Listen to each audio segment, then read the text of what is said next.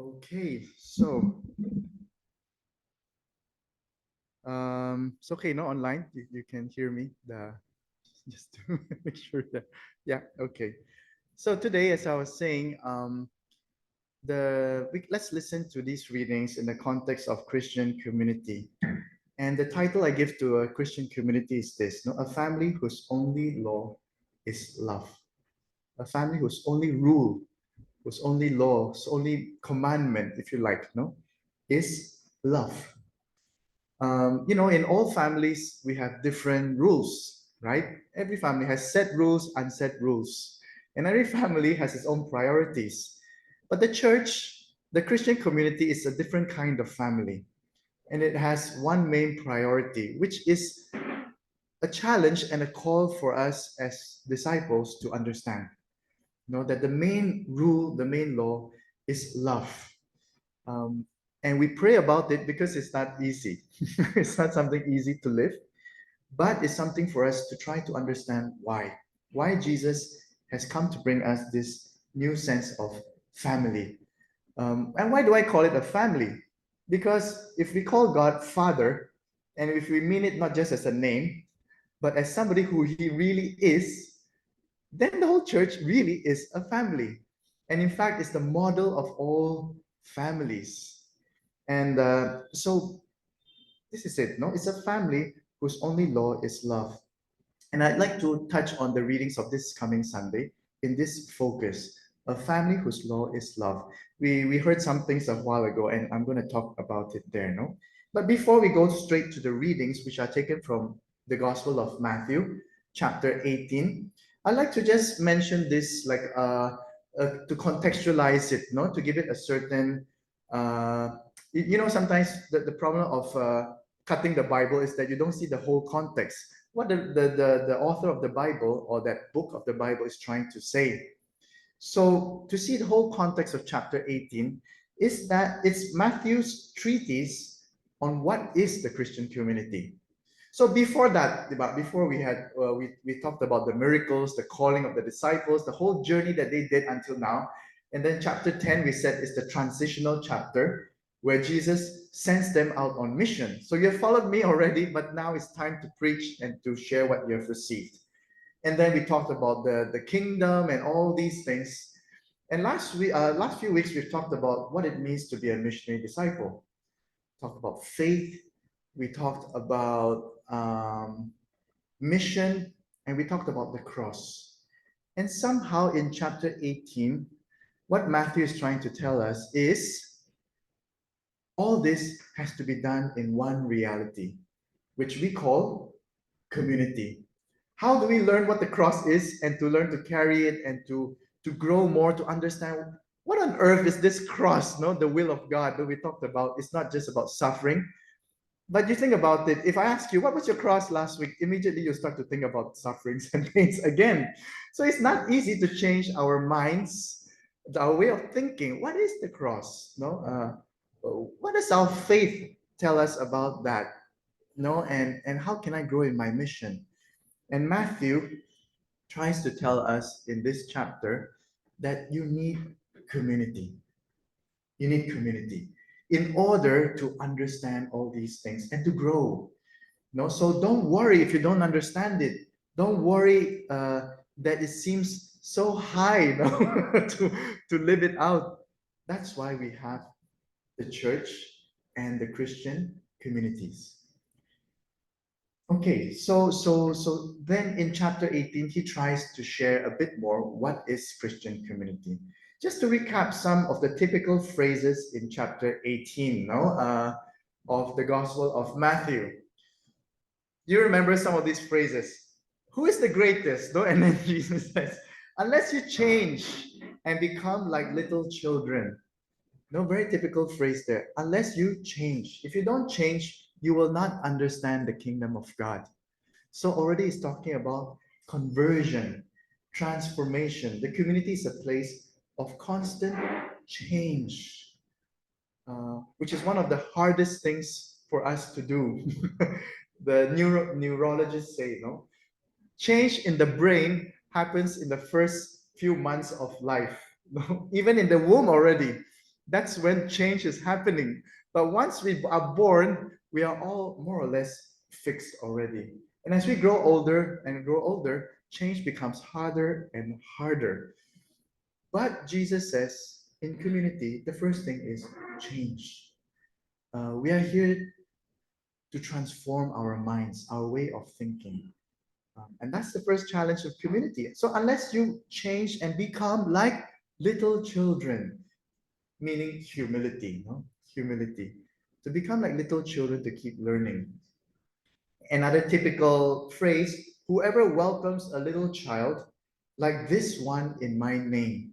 So we can see also Matthew speaks about welcome. And when he talks about little child, actually, he's not talking about children. When he's talking about little ones, they mean every member of the community, the little one. How can we treat each other with that same compassion of God, who is the Father of all of us? In front of Him, we are all little ones. It's a very different perspective of each other. But the point here is welcome. No, so we come to the community to change, but we need the attitude of welcoming everyone. Already that's challenging, to welcome everyone, not just some, but everyone. And then Matthew continues, no? But anyone who is the downfall of one of these little ones. So he's really like, take care of how you lead the little ones who come into the community. See that you never despise any of these little ones. Don't look down on anyone. Everybody has the capacity to follow Christ. Everybody has the capacity to be a child of God. So don't look down on anyone just because they're different. So do you notice how many times Matthew mentions little ones? No. And then tell me, suppose that a man has 100 sheep. This is part of the gospel, the chapter 18. We know this one, the 99. Uh, wouldn't you leave the 99 and to look for the one? That story that questions our own logic. Because for me, I probably wouldn't leave 99 good sheep to look for one lost one. I've got 99. I've got a lot to lose. And Jesus is trying to change that logic. Leave the 99 and look for the lost one. You know, um, Similarly, it is never the will of your Father in heaven that one of these, again, little ones should be lost. In community, everybody counts. Everybody counts. So it's beautiful to go into the gospel today with the perspective of all this that has been said by Matthew about community. Okay, and then we look at the gospel of today. But anyways, so before that, not just a little recap from last week, the second reading of last week. No, the main invitation here is this: do not model your behavior on the contemporary world. No, Saint Paul says, but let the renewing of your minds transform you. No, I put that in bold, so that you may discern for yourselves what really is the will of God, what is good, what is acceptable, and what is mature. So you can see here again the proposal of St. Paul of change. Let the renewing of your minds, let the renewing of your way of thinking transform you, change you. So conversion has a lot to do with the mind, not the feelings. No, sometimes you feel you really love God and you go for a retreat and you feel a lot. And St. Paul says it's not just about your feelings, but it's to change our way of thinking. Who are these little ones? How are we meant to love each other in community in order that we can really make a real difference in community and in the world around us? No? So that's a little recap and summary of that. So let's go straight to today's gospel. I will start with the gospel and make some reference to the other readings of this Sunday. This Sunday Gospel speaks like this. So we continue from Matthew's discourse, about the little ones. And then it says, now he uses brother. If your brother or sister, in those days, right? Brother means also sister. If your brother does something wrong, go and have it out with him alone, between your two selves. If he listens to you, you have won back your brother or your sister. If he does something wrong, okay? Okay. If he does not listen, take one or two others along with you. Well, sounds scary, this one, huh? if he doesn't listen, okay? So the first thing we know, do it personally, privately. And only if that person doesn't listen, bring somebody else along. Don't start with bringing somebody else along into the picture and then you haven't spoken first, no? What do you call that? Gossip, right? So speak first. Okay.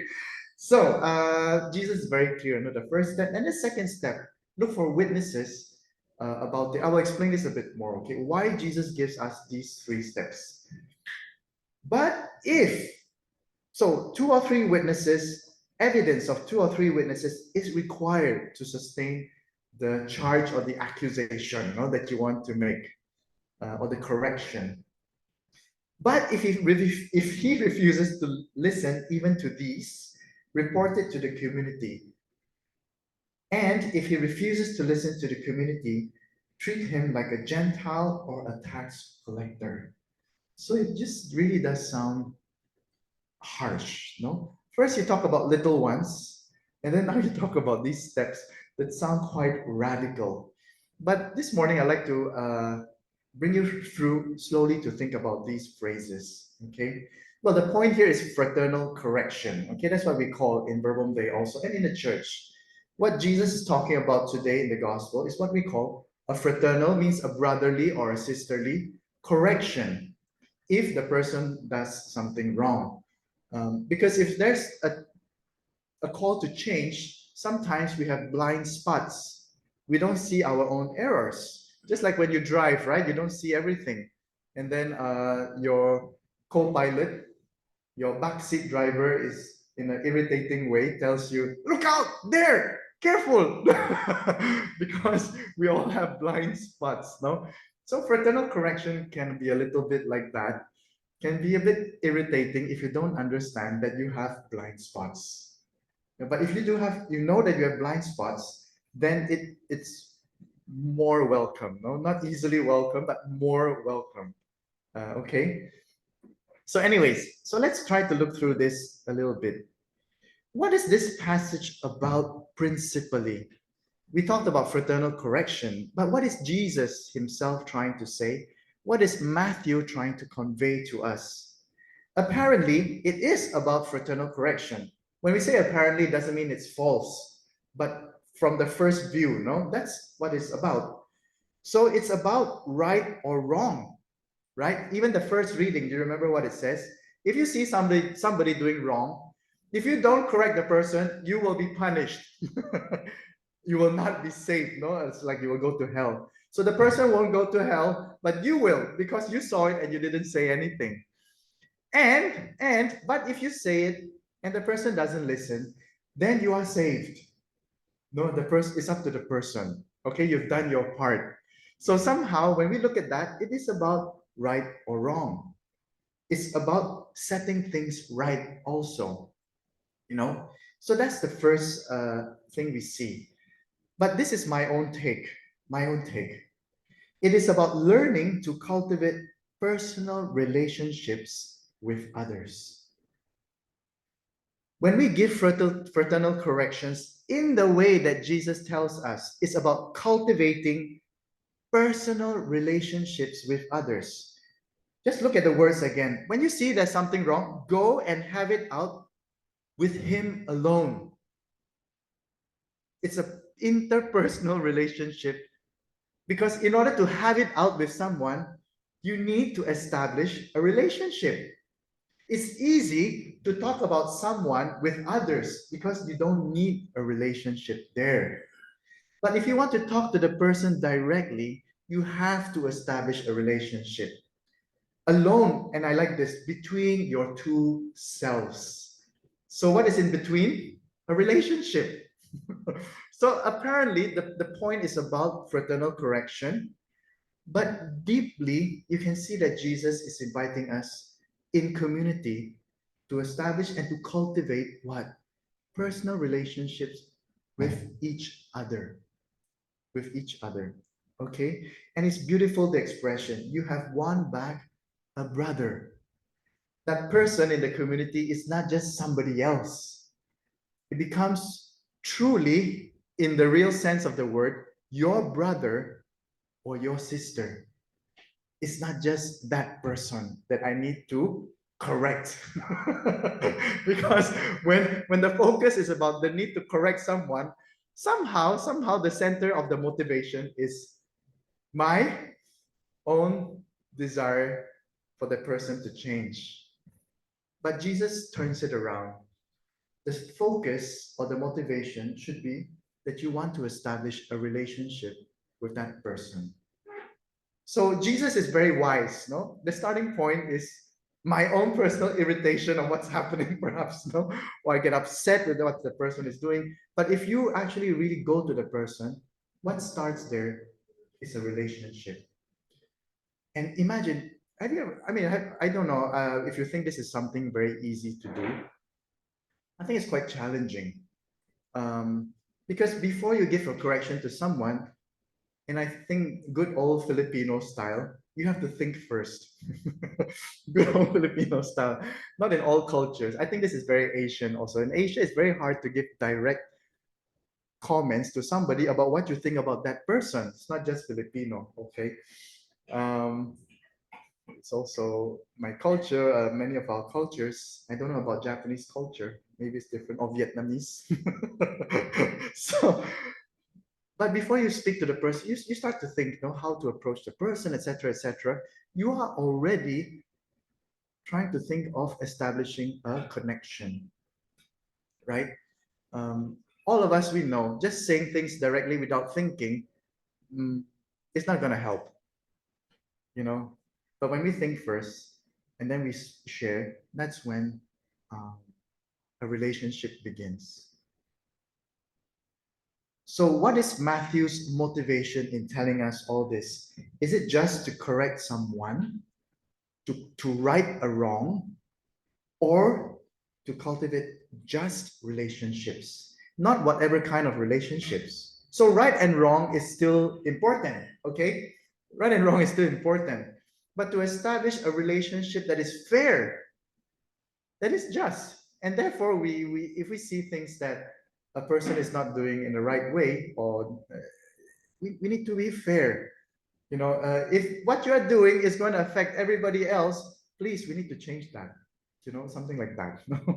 So it's about having just relationships. Because if it's just about relationship, well, we know that happens a lot in politics too. There are many, many relationships established, right? Or in any other kind of context. But if that relationship is not just, I don't think that's the point of Jesus either. So it's about establishing relationships, but just once, not just between you and me, but justice is about everyone. It includes everybody. So it's that tension, that healthy tension between the two, is about right and wrong. It still is. But it's also how we do it through relationships. Just think about it. If you just have one or the other, it doesn't work. It doesn't work. If it's just about justice and there's no relationship, normally what you do is to create more and more distance. If it's just about relationship and there's no justice, then it leads to moral corruption in all kinds of levels. We just take care of ourselves and we don't care about others. Okay, so that's Matthew's motivation, I feel, to cultivate just relationships, relationships that are fair for everyone. So the focus is not just to correct a wrong, the focus is concern for a person, to build up a person. but that's different. So why the importance of relationship in this sense of correction? So it's fair to say that it's about justice, but why the importance of relationship?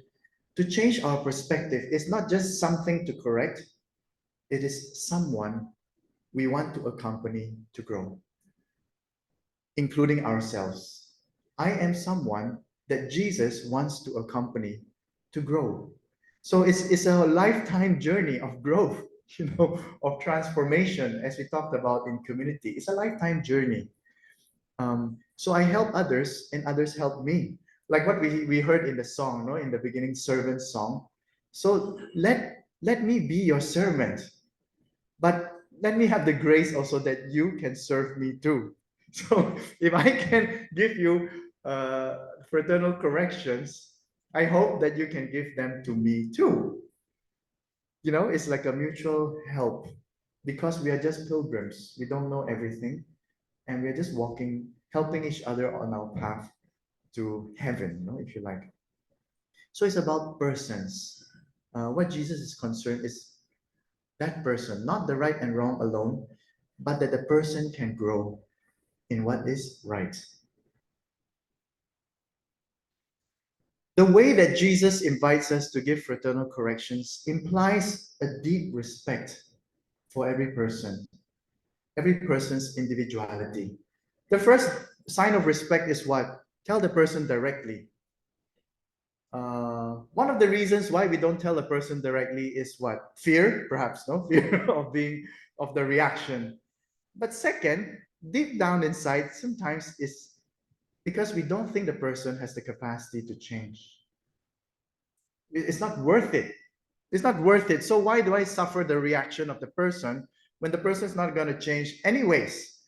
So we know this, no? If you want to say something that hinges on the negative, no one's going to react in a positive way unless that person is so deep and spiritual and always ready and so humble.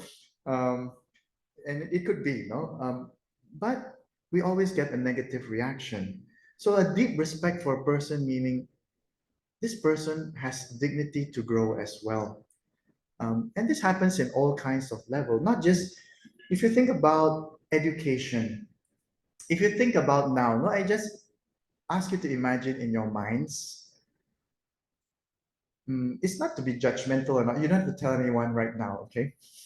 Somebody in your mind that needs change. Just think about that. Just think about that person. Um, and what is your own personal attitude to that person? Is it the same kind of respect that Jesus would have? The same kind of belief that the person can change, and therefore you speak to the person directly? And look at the depth of that respect in verse 16. If he does not listen, take one or two others along with you. Whatever the misdemeanor, whatever he has done, no, however he has behaved, the evidence of two or three witnesses is required to sustain your charge. Whatever you're accusing that person of requires the witness of at least two or three other persons who have observed what you have observed. What does this mean? Jesus is inviting us to comment on public behavior of the person, on the public behavior, things that others can see. Not only things that I can see, because I know you. I know you. I don't need to see it. Okay? But it has to be something that is public. One that is seen by at least two or three others. So when we say that public witnesses, it means it's something that is clearly observable. We comment only on what can be apparently seen, clearly seen in the behavior of the person. And we are not to judge their personality or inner character. So this is what it means when we have to call two or three witnesses. It means we are not judging the person without behavior. We are just judging the behavior, not the person. Am I making sense? There's something different here about judging the behavior and judging the person. it's not easy to make the distinction because we tend to unite our judgments, no? And Jesus is saying, you can't judge what the intention of anyone. There was once I was asking advice from, I was a new priest, and then I was asking advice from an older priest. And I said, this person, just supervision, I didn't tell him who or whatever. This person goes for confession and is always saying the same thing. And then committing that sin again and again. And when he comes to confess, I know that he cannot change that. So that situation, no, that he's living, no, maybe you can imagine what kind of situations are not so easy to change. Um, and what the priest said is, okay, if he comes to confess, you have to listen, but you cannot judge that the person has no intention to change. You cannot judge that. Who are you to judge that? If God receives him in confession, how can you judge that the person doesn't have any intention to change? Not to change. So it's the same, no? They say that in confession, Saint John Vianney, no, he's the patron of all priests and well known for being a confessor. He says that once you confess, God forgets. God forgets. Because you can never judge what will happen after that. And neither should we judge ourselves because God doesn't. So, this is something so important when we talk about fraternal corrections or community living and growing in relationships, not just when we talk about community, I'm not just talking about Bourbon Day or the church. Or family is a community. Life itself has different communities that we belong to. But how do we establish relationships and exercise not judging the persons, even though we see behavior that may not be according to what we like, you know? So sorry, is there something to huh? Okay. So I'm a bit okay. So so then sorry, I'm a bit just wondering whether I'm um getting the point. So it's good, no? You're getting the point. So where was I? So yeah, the different levels of respect, no, that Jesus has for a person. First, talk to the person directly. Have respect enough to have that relationship, and don't just judge from outside. And second, when we talk to the person, talk about behavior, not about the person. No, I'm going to show you something here. It's a little tool of how we can practice not judging the person, but the behavior and having a practical way of correction. This is a method that I was learning from someone else. No, it's very easy. It's called the SBE method. This is the practical part of today. No, in this message, the SBE method of fraternal correction, which is to state to the person three things whenever we want to tell something: the situation, the behavior, and the effect. SBE, that's what it means. And then to leave the person to think about it. Very simple, no? Just to elaborate a little bit. Before we say something to someone, someone, no, first state the situation. So you think about it first, okay? To purify ourselves, you think about it first. What is the concrete situation where you observe something? So once again, is to avoid expressions like "you always," no, "you are like that," you never, these kind of very absolute statements when we comment. If you see something, it's really a spiritual exercise. In that moment, yesterday, when we were here and doing that, no, that situation. So it's a one-time thing. So the person knows you are not judging him or her, but you're just stating that situation, and the person can imagine and remember for himself or for herself, no? State the situation and then state the behavior. In that meeting yesterday or that lunchtime, you said this in this way, and I think that person was hurt. So sorry, you said this in that way. That's the behavior and the effect. The effect. And I think that person who heard you doing this in that way felt hurt. So you have stated, no? Situation, behavior, effect. And then the respect here comes in by leaving the person to think about it by himself or by herself. It really takes discipline, okay? This method, because we tend to be moved by our feelings and we just express whatever it comes out, and it happens, and we don't worry, no, it will still happen. But whenever you remember, try to practice this and see whether it works. Okay, just state a very specific situation, a specific behavior, and what you felt was the effect. So once again, why leave the person to think about it? Because they have to make their own conclusion to change. If you don't let the person make their conclusion, then their change is just to please you, right? Just to please you, if they want to please you. If they don't want to please you, it's like, okay, maybe I'll do it, but they don't understand why you're asking them that. But if you share the effect, they will understand why you're saying it. So that is the second level of respect, no? Not judging the person, but judging the behavior, your own judgment, and then letting the person make their own judgment as well. Okay? So why leave the person? Because before they can fight back, you go away.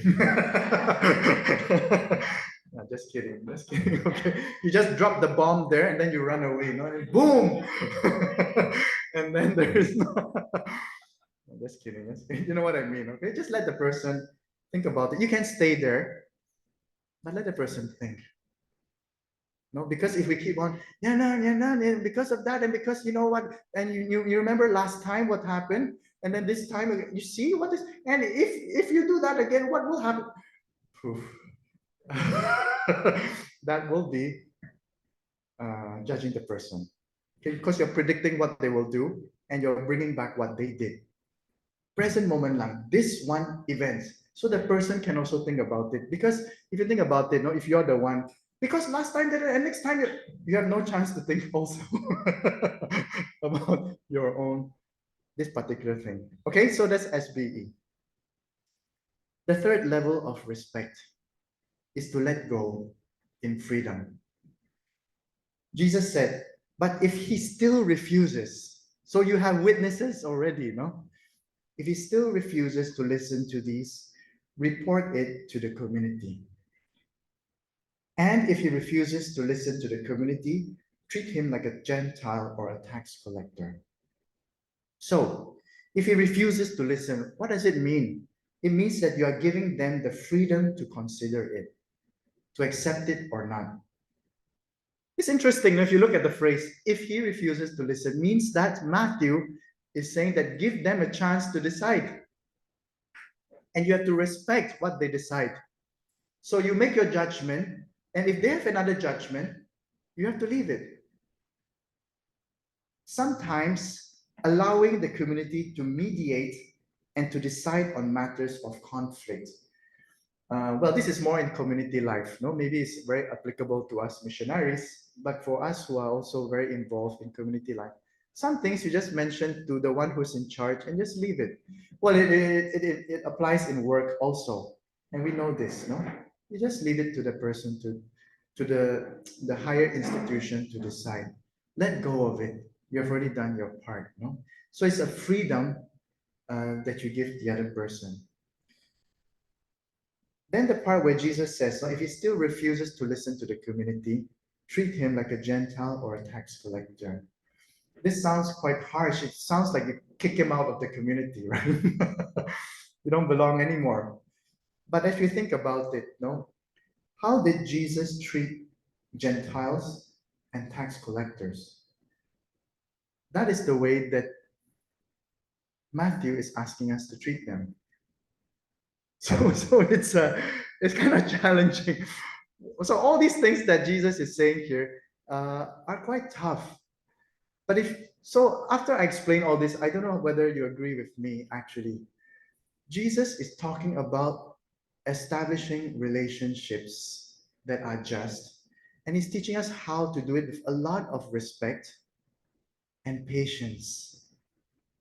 A lot of respect and patience. Everybody needs change, including ourselves, but it's not easy. But he's teaching us how to do it. How does Jesus treat Gentiles and tax collectors, as we heard? No, it's with love, with a lot of love. And we see, with Zacchaeus, with Matthew himself, with the prostitutes, how did he treat them? So this is really the mystery of the Christian community. When I say we have to change our mindsets, why? Because the mystery of Christian community and its mysterious values. Um, this may all sound very logical, but I'm sure in our hearts we're saying it's very tough. It's very hard to do all these things. And even maybe something like, why should we? Why should we do all this if that person doesn't deserve it? So that's why it's really a mysterious concept that Jesus is inviting us. But I think the last part of the Gospel of chapter 18, is very important to understand. Jesus says, "In truth, I tell you, whatever you bind on earth will be bound in heaven. Whatever you loose on earth will be loosed in heaven." You remember before this, who did he say this to? Peter. So now he's not only saying it to Peter, he's talking to the whole community. Whatever you bind on earth will be bound in heaven. Whatever you loose on earth will be loosed in heaven. There's something of an authority he's giving to the Christian community. "In truth, I tell you once again, if two of you on earth agree to ask anything at all, it will be granted to you by my Father in heaven." If you intercede and you agree to intercede for someone, this is what Jesus said. If you agree to intercede together for someone, Jesus said it will be granted by my Father. "For where two or three meet in my name, I am there among them." So when you gather together and you pray for something, there's something in community. Why is this important? No? What is Jesus saying here? He's talking about the power of agreement in prayer. When we agree to pray for something, that's why in the Mass we have the prayers of the faithful, no? That we agree to pray for that. But of course, we don't just agree. In the Mass, sometimes we can't even hear what the priest is saying. But through agreement, no, we are really connected to agree for something, for some need. And in the effort of gathering in his name, he says, when just two or three of you, when you gather in my name, I'm there. I'm there.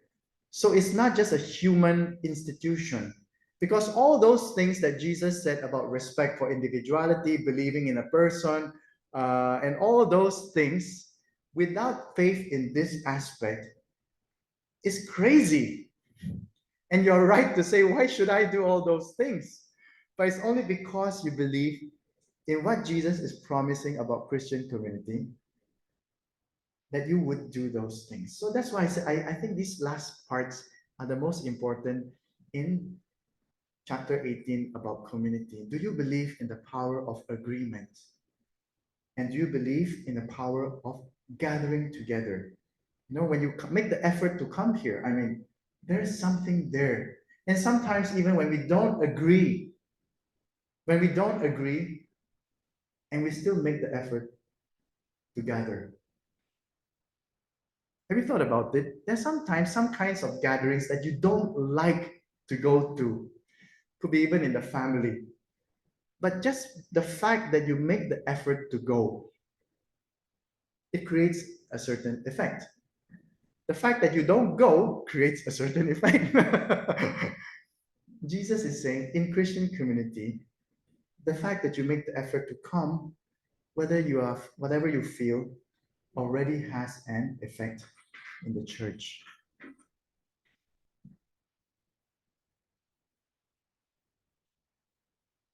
So this is what the second reading kind of summarizes for us today, if you like.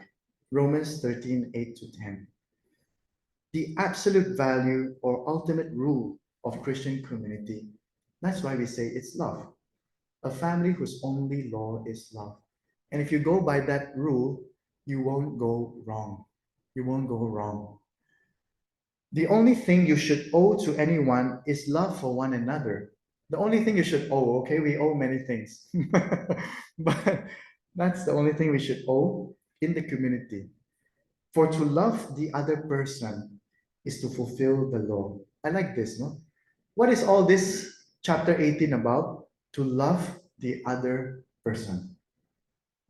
It's not about correction, but it's about to love. All these you shall not, all the commandments, we know them, no? You should not commit adultery, you should not kill, you should not steal, not covet, and all the other commandments are summed up in this single phrase. You must love your neighbor as yourself. And this is nice. Love can cause no harm to your neighbor. I really like this phrase. If your intention is to love, don't worry. Because sometimes when you try to love, you get a bad reaction. It's normal. When you try to love, you get a bad reaction. But this phrase helps me a lot personally. If your intention was to love, there's no harm done. You will not harm the person. So don't be afraid to love and sometimes to correct. Of course, we always have to find the best ways to love, right? What is the best way that a person can accept what we are saying, etc. But don't be afraid to go ahead. And along the way, find a way. Because when you keep on loving somebody like that, in the end, you'll be so surprised that you have a friend. It's so surprising that you have a friend.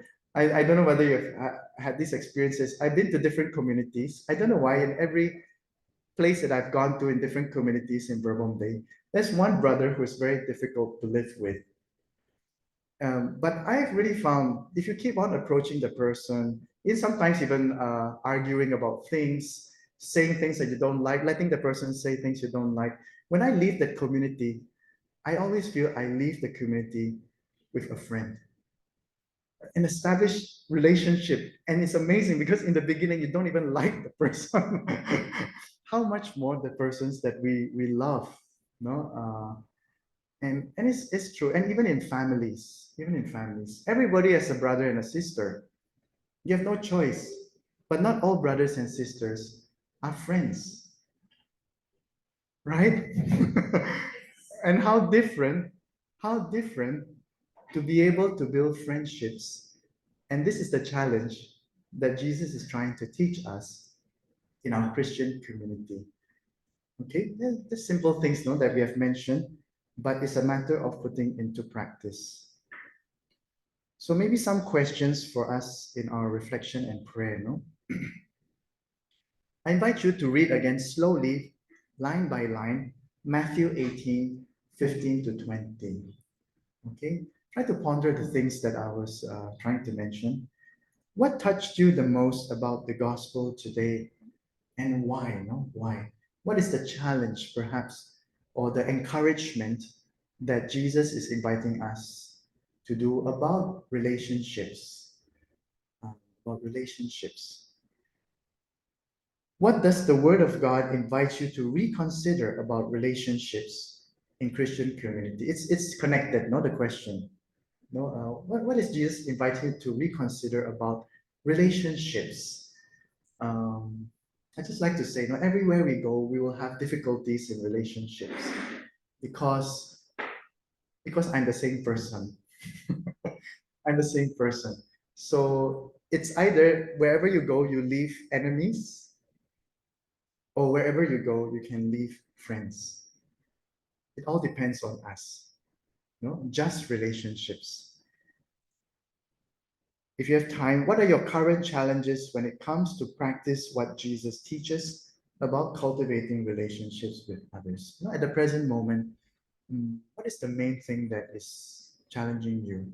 Perhaps just to spend some time to pray about it and to see if what Jesus says today gives us some tips, no, in order to grow in those elements. So we can have our time of prayer, then we can have our group sharing